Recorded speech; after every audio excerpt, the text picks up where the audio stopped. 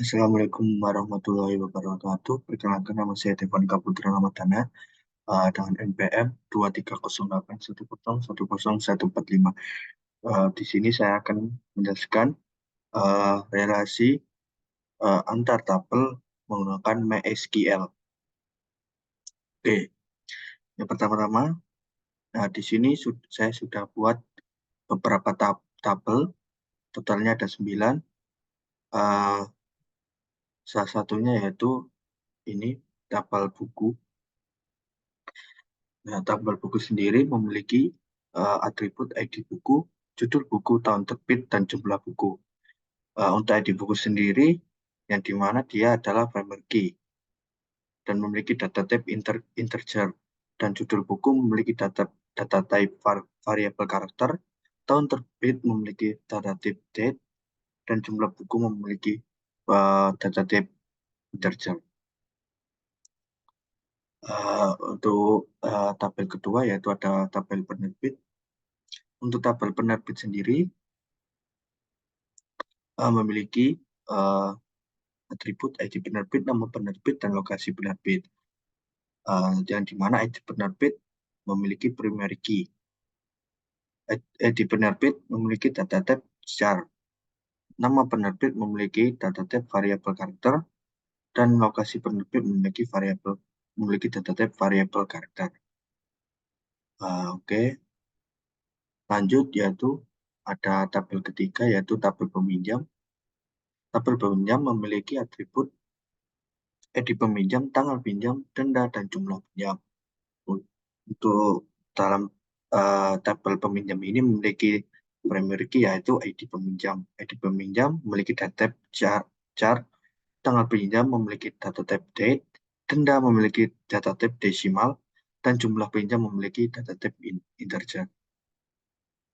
Lanjut ke tabel keempat yaitu tabel pegawai. Nah, untuk tabel pegawai sendiri memiliki primary key yaitu ID pegawai. ID pegawai tabel ini memiliki atribut ID pegawai, nama pegawai, alamat pegawai, dan nomor telepon. Dan yang terakhir jabatan. Untuk data type-nya sendiri yaitu ID pegawai memiliki data type char, nama pegawai memiliki data type variable karakter, alamat pegawai memiliki data type variable karakter, nomor telepon memiliki data type karakter, dan jabatan memiliki data type variable karakter. Oke, lanjut ke tabel kelima yaitu tabel kategori buku. Nah, untuk kategori buku sendiri memiliki yaitu ID kategori buku dan memiliki atribut ID kategori buku dan nama kategori. Nah, untuk ID kategori buku memiliki data type char dan nama kategori memiliki data type variable karakter. Oke, lanjut ke tabel ke-6.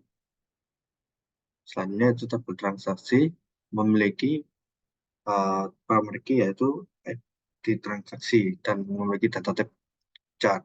Selanjutnya atributnya yaitu jumlah transaksi yaitu data type-nya integer, dan tanggal transaksi data type-nya yaitu date.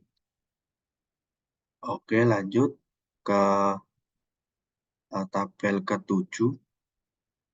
Nah, untuk tabel ke-7 yaitu suplai buku memiliki primary key yaitu ID suplai buku dan memiliki data type character, tanggal suplai, data type-nya date, dan jumlah suplai data type-nya integer. Lanjut yaitu ke tabel anggota. Tabel anggota sendiri memiliki primary key yaitu ID anggota dan memiliki data type char. Selanjutnya yaitu nama anggota, memiliki data type variable karakter, alamat anggota memiliki data type variable karakter. Selanjutnya nomor telepon memiliki data type yaitu karakter, dan yang terakhir NPM memiliki data type karakter. Nah, selanjutnya yaitu uh, ke tabel terakhir yaitu tabel ke-9 yaitu jurusan. Tabel ini memiliki yaitu ID jurusan dan data type-nya yaitu karakter, Selanjutnya yaitu nama jurusan memiliki data type-nya yaitu variable character. Oke, di sini saya akan menjelaskan relasi-relasinya antar semua tabel berikut. Oke, untuk yang pertama-tama buku ini memiliki relasi yaitu dengan penerbit dan relasinya sendiri yaitu one to many. Oke. Nah, maka di tabel buku akan uh, atributnya menambah yaitu penerbit underscore ID penerbit. Nah, untuk alasannya kenapa uh, tabel buku one to many ke tabel penerbit yaitu satu penerbit dapat menerbitkan banyak buku dan sebaiknya penerbit penerbit uh,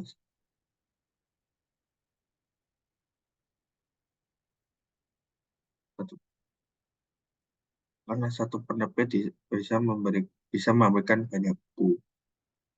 Oke, nah untuk selanjutnya yaitu tabel relasi antara tabel buku dan kategori buku. Untuk relasinya sendiri yaitu one to many. Nah, kenapa one to many? Karena satu buku hanya dapat dikategorikan dalam satu kategori.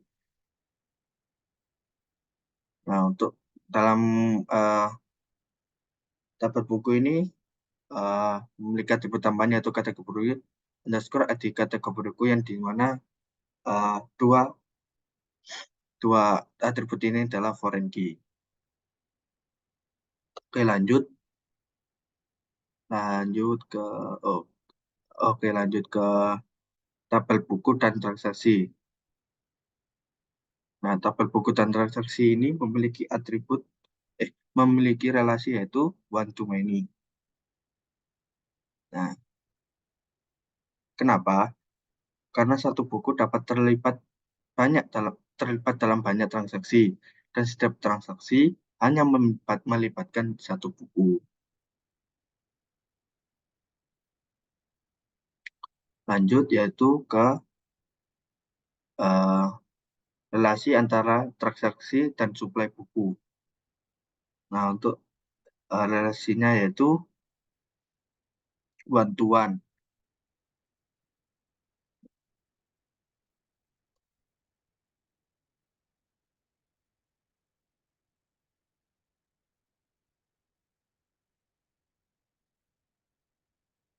Nah, kenapa tabel transaksi dan suplai buku memakai relasi one to one? Karena setiap transaksi peminjaman hanya melibatkan satu suplai buku tertentu. Oke, lanjut ke eh,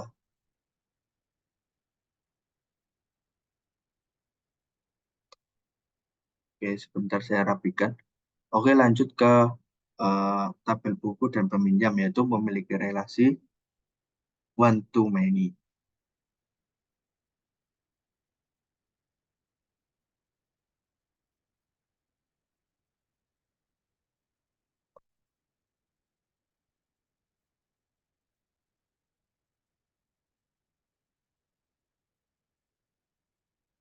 Nah, kenapa tabel buku memiliki relasi one to many ke tabel peminjam?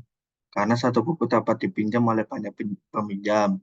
Semisal buku matematika dapat dipinjam oleh beberapa orang. Sehingga satu peminjam hanya dapat minjam satu buku pada satu waktu. Oke, selanjutnya yaitu tabel misalnya yaitu tabel anggota ke tabel peminjam. Tabel peminjam memiliki relasi ya dengan anggota yaitu one to one.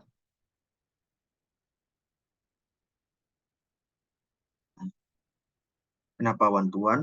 Relasi antar tabel anggota dan peminjam eh, adalah one to one karena setiap anggota hanya memiliki satu identitas peminjam dan setiap eh, identitas peminjam hanya dimiliki oleh satu anggota.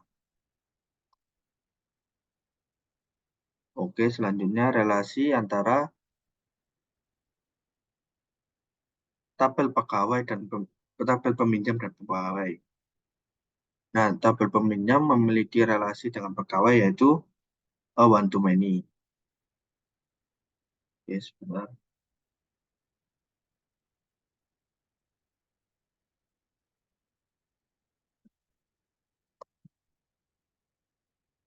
Kenapa one to many? Karena satu pegawai dapat menangani banyak peminjam.